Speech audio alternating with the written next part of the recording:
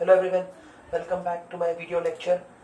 मैं आप सभी का स्वागत करता हूं और आज का टॉपिक ऑफ डिस्कशन है flow and transport, flow from source to sink. देखिए, एक्चुअली ये जो पर्टिकुलर टॉपिक आज हम देखेंगे it is from the chapter transport in plants which is the first chapter from the unit plant physiology, है ना। ये बहुत ही इंपॉर्टेंट चैप्टर है। देखिए, जैसे कि मैंने मेरे प्रीवियस वीडियो लेक्चर में बताया है, ये जो पर्टिकुलर चैप्टर है transport in plants, it is conceptual. इसमें कई सारे कंसेप्ट्स हैं जिनको समझना बेहद जरूरी है। लर्निंग पार्ट इसमें कम है, समझने वाला, अंडरस्टैंड करने वाला पार्ट काफी ज्यादा है। ठीक है, तो चलिए मैं आपको कुछ बेसिक्स बताता हूँ। ये जो चैप्टर आज का हम डिस्कस कर रहे हैं उसमें टॉपिक आज हम देखेंगे जो बहुत इंपॉर्टेंट है। इससे कई तरह के एग्जाम वाले क्वेश्चंस बनते हैं, तो इस कंसेप्ट को समझना बहुत जरूरी है। तो इस टॉपिक को समझने के लिए एक कंसेप्ट क्लियर होना जरूरी है।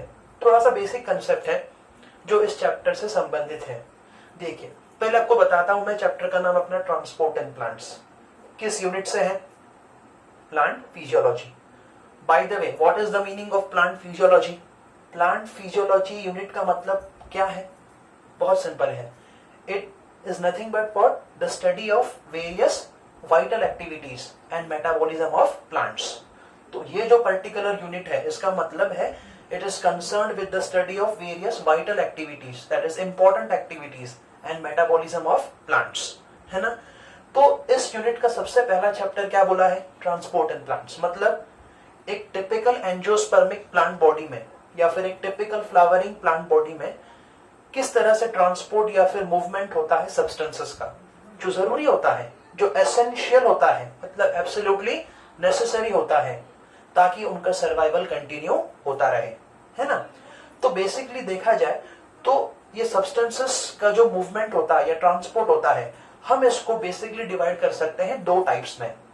We can divide it into two types depending on the distance they have to travel. कितना डिस्टेंस उनको ट्रैवल करना होता है सब्सटेंसेस को, इस हिसाब से हम उसको डिवाइड कर सकते हैं दो टाइप्स में। पहला होगा शॉर्ट डिस्टेंस ट्रांसपोर्ट, जहां पे सब्सटेंसेस जो है उनको ट्रांसपोर्ट करना होता है बहुत शॉर्ट डिस्टेंस। दूसरी तरफ लॉन्ग डिस्टेंस ट्रांसपोर्ट, जहां पे सब्सटेंसेस को ट्रैवल करना होता है बहुत लॉन्ग डिस्टेंस। ओके, तो शॉर्ट डिस्टेंस ट्रांसपोर्ट की जब बात होगी तो वो अलग अलग टाइप से हो सकता है, जैसे कि डिफ्यूजन, उसमें दो टाइप्स आते हैं, पैसिव डिफ्यूजन, फैसिलिटेटेड डिफ्यूजन। हो सकता है फिर एक्टिव ट्रांसपोर्ट, है ना। या फिर अगर हम बात करें साइटोप्लाज्मिक स्ट्रीमिंग, मतलब सेल के अंदर जो साइटोप्लाज्म का स्ट्रीमिंग मूवमेंट होता है, which is often helped aided by active transport, है ना। तो ये शॉर्ट डिस्टेंस ट्रांसपोर्ट के एग्जांपल्स हैं। शॉर्ट डिस्टेंस मतलब कितना शॉर्ट, कितना शॉर्ट डिस्टेंस हो सकता है? इतना शॉर्ट कि फॉर एग्जांपल सपोज करिए विद इन द सेल किसी सब्सटेंस या किसी मॉलिक्यूल को मूव करना है within the cell, intracellular transport within the cell, इतना शॉर्ट हो सकता है। या तो फिर प्लाज्मा मेम्ब्रेन के अक्रॉस, या हो सकता है उसमें inside to outside the plasma membrane और outside to inside the plasma membrane, है ना। या फिर तीसरा टाइप हो सकता है cell to cell within a tissue, है ना, intercellular but within the tissue.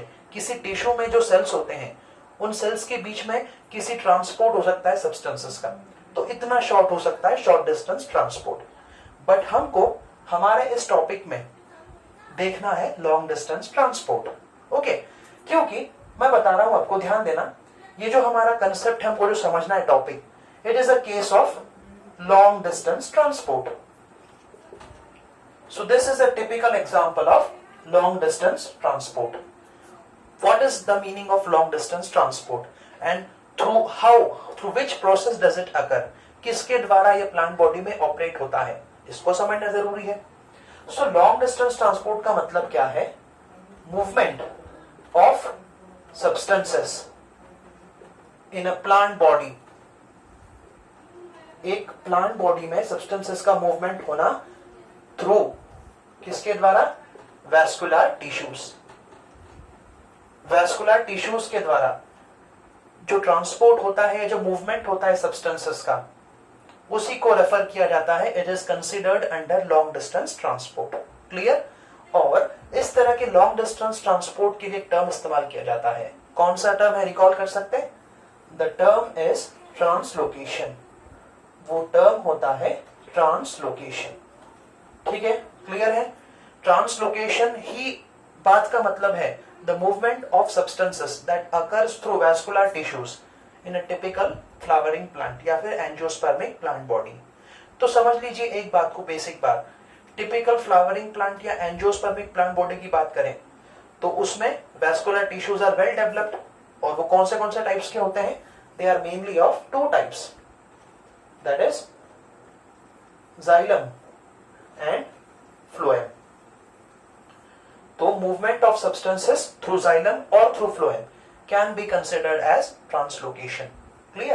So this case that we have to study, it comes under translocation, and particularly we have to focus on this kind of movement which is going to occur through phloem. ठीक है, आप समझ गए? हमको जो topic पढ़ना है वो किससे संबंधित है? ट्रांसलोकेशन। क्योंकि फ्लोएम से ट्रांसपोर्ट हो रहा है, ट्रांसलोकेशन हो रहा है, मतलब लॉन्ग डिस्टेंस ट्रांसपोर्ट हो रहा है सब्सटेंसेस का थ्रू फ्लोएम। इससे भी होता है लेकिन हमको ये समझना नहीं, फिलहाल हमको ये समझना है फ्लोएम के द्वारा। ठीक है, अब इसके बारे में और थोड़ा बताता हूं मैं। तो जो बात को समझा जाता है ट्रांसलोकेशन के द्वारा जो होगा वो किस द्वारा होगा, मतलब वो कौन से प्रोसेस के द्वारा मूवमेंट होता है सब्सटेंसेस का। तो ये तो आप समझ गए, ट्रांसलोकेशन के माध्यम से होगा। ये जो ट्रांसलोकेशन है, this itself operates through mass flow or bulk flow of substances. So this translocation operates through mass flow or bulk flow of substances. And what does this mean? इसका मतलब क्या होता है? mass flow या bulk flow of substances का मतलब, इसका मतलब है कि movement होता है substances का from one region to another region. और ये दो रीजन्स जो होते हैं, दो पॉइंट्स होते हैं, ये एक पॉइंट और ये अनदर पॉइंट, है ना। तो इनका जो डिस्टेंस है वो काफी लॉन्ग रहेगा। समझ सकते हैं क्या बोला मैंने? ट्रांसलोकेशन का मतलब मैंने आपको बताया, द मूवमेंट ऑफ सब्सटेंसेस और molecules over a very long distance through vascular tissues. Particularly हम किसके बारे में फोकस कर रहे हैं? फ्लोएम। तो it operates through mass flow और bulk flow of substances from one region to another region, जो काफी दूर दूर लोकेटेड होते हैं। They are located very far from one another. Okay, the distance is quite long. तो usually in दो regions के लिए दो टर्म्स इस्तेमाल किए जाते हैं। तो ये जो रीजन है जहां से उस ट्रांसपोर्ट की शुरुआत हो रही है, उसके लिए टर्म इस्तेमाल किया जाता है सोर्स। जहां पर उसको पहुंचाना है, जहां पर उसका डेस्टिनेशन है, उसके लिए इस्तेमाल किया जाता है टर्म सिंक। ओके, सोर्स मतलब उद्गम, जहां से उस ट्रांसपोर्ट की शुरुआत हो रही है। सिंक मतलब वो रीजन हो सकता है उसका स्टोरेज रीजन या फिर द रीजन ऑफ यूटिलाइजेशन, जहां पर उसका इस्तेमाल होना है या फिर जहां पर उसको स्टोर करना है। तो ये दो पॉइंट्स के बीच में होता है मास फ्लो। ठीक है, mass flow of substances from one region to another region, source to sink कह सकते हैं, सोर्स टू सिंक। क्लियर? अब एक और विशेष बात देखिए, इस बात का मतलब क्या है वो समझते हैं। मास फ्लो या बल्क फ्लो का मतलब क्या है, मैं आपको आसान भाषा में बताता हूं। मास फ्लो या बल्क फ्लो का सिंपल मतलब है the movement of fluids. Mass flow या फिर बल्क फ्लो का मतलब होता है movement of fluids. And what are fluids? What are fluids? Fluids are the combination of subsets of states of matter like liquids, gases, plasma. So movement होता है fluids का, okay, over a pressure gradient. So this is going to occur along a pressure gradient. ठीक है, ध्यान रखना। इसका मतलब ये है movement of fluids through pressure gradient. मतलब ये जो दो रीजन्स है, region one another region, source and sink, दो पॉइंट्स है, इनमें प्रेशर का डिफरेंस रहेगा। ये प्रेशर का डिफरेंस कुछ ऐसा रहेगा कि एक तरफ प्रेशर ज्यादा, एक तरफ प्रेशर कम, है ना। ग्रेडियंट का मतलब वही होता है ना, एक तरफ प्रेशर ज्यादा, एक तरफ प्रेशर कम। तो ये डिफरेंस इन प्रेशर रिस्पॉन्सिबल होता है for the movement of substances. समझ गए? क्या बोला मैंने, मूवमेंट होता है बेसिकली फ्लूइड्स का along a pressure gradient, through a pressure gradient. एक प्रेशर ग्रेडियंट जब डेवलप होता है तो इस तरह का लॉन्ग डिस्टेंस मूवमेंट होता है सब्सटेंसेस का थ्रू मास फ्लो और बल्क फ्लो। तो इसका आसान एग्जांपल अगर आपको समझना है तो अपने खुद के बॉडीज का एग्जांपल है। हमारे बॉडी में जो ब्लड सर्कुलेशन होता है वो इसी मैकेनिज्म से होता है। कौन सा मैकेनिज्म से, मास फ्लो या फिर बल्क फ्लो, है ना। ब्लड क्या है, फ्लूइड कनेक्टिव टिश्यू है, जानते हैं ना। तो इसीलिए ये एसोसिएट करना काफी आसान है हमारे पॉइंट ऑफ व्यू से। बट अभी हमको समझना है प्लांट बॉडी में। तो प्लांट बॉडी में इस तरह से ऑपरेट होता है मैकेनिज्म, ओके। और यहां पर हमको जो समझना है वो ये समझना है कैसे मूवमेंट होता है सब्सटेंसेस का थ्रू द फ्लोएम, है ना। हमारा टॉपिक वही है ना, फ्लोएम ट्रांसपोर्ट। तो हमको वो समझना है ट्रांसपोर्ट कैसे होता है सब्सटेंसेस का थ्रू द फ्लोएम टिश्यू। तो यहां तक क्लियर है, ठीक है। अब एक और कैरेक्टरिस्टिक फीचर मैं आपको बताता हूं मास फ्लो का।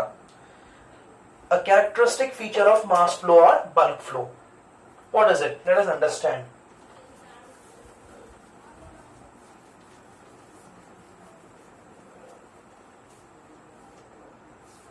So, characteristic feature of mass flow और बल्क फ्लो। तो एक कैरेक्टरिस्टिक फीचर होता है मास फ्लो या फिर बल्क फ्लो का कि substances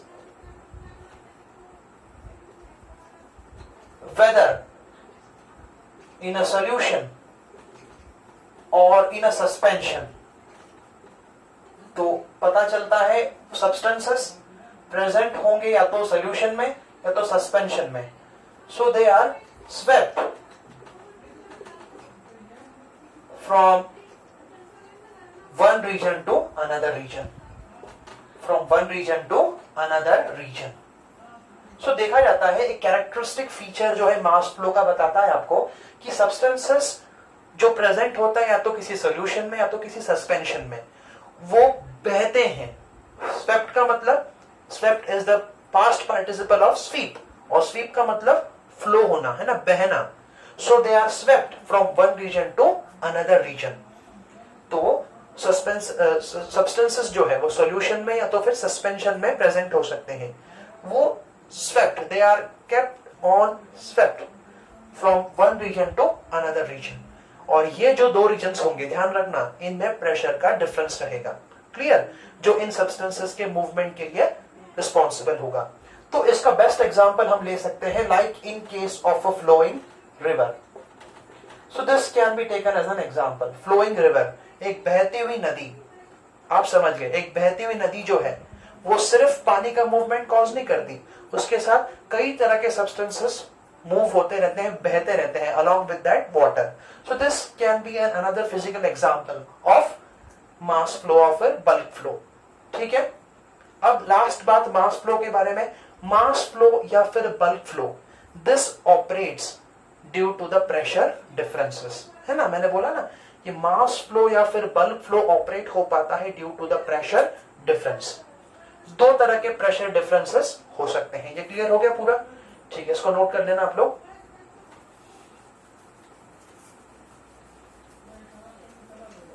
so this mass flow और बल्क फ्लो,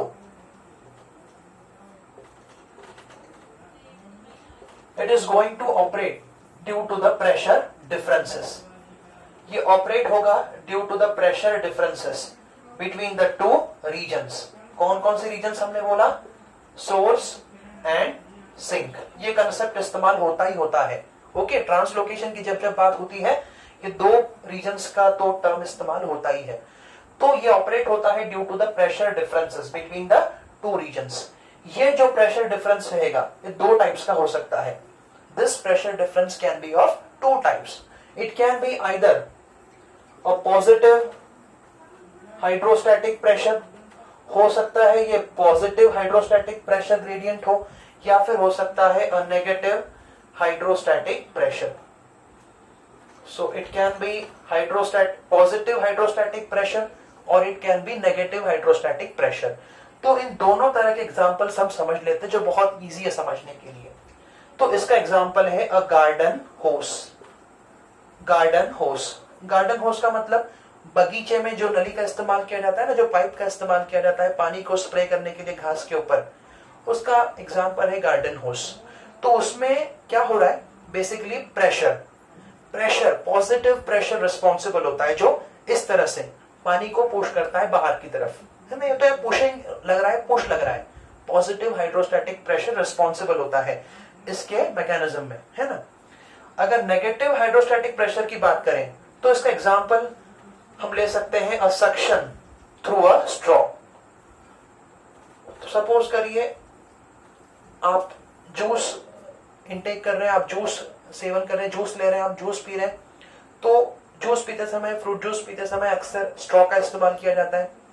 तो वो जो स्ट्रॉ हम इस्तेमाल करते हैं उस जूस को इनटेक करने के लिए अपने माउथ के अंदर, तो उसमें एक सक्शन पुल डेवलप होता है।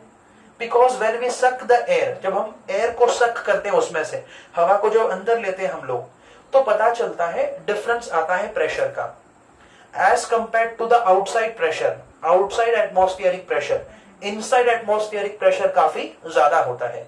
तो वो लिक्विड जो है, वो जो जूस है, वो फोर्स होता है कि वो उस स्ट्रॉ में आए और उस स्ट्रॉ से हमारे माउथ में आए। So it is force to come into our mouth. This is due to the pressure differences. तो क्या हो रहा है, उस स्ट्रॉ में एटमॉस्फेरिक प्रेशर काफी ज्यादा अप्लाई हो रहा है अंदर की तरफ एज कंपेयर टू आउटसाइड, है ना। तो इसीलिए इस तरह से ये एग्जांपल बनता है नेगेटिव हाइड्रोस्टैटिक प्रेशर का। तो इस तरह से मास फ्लो या फिर बल्क फ्लो होता है। अब जितने भी कंसेप्ट मैंने आपको बताए ट्रांसलोकेशन में, तो ये सारे कंसेप्ट्स हमको अप्लाई करने हैं हमारे फ्लोएम ट्रांसपोर्ट में, ठीक है। ये तो इंट्रोडक्शन था ताकि हम हमारे टॉपिक पे जा सकें। तो अब हम हमारा टॉपिक स्टार्ट करेंगे, बट वो in the next video lecture. Okay, तब तक के लिए इसको समझ लीजिए। अगर कोई क्वेश्चंस है तो कमेंट सेक्शन में आप पूछ सकते हैं। Thank you.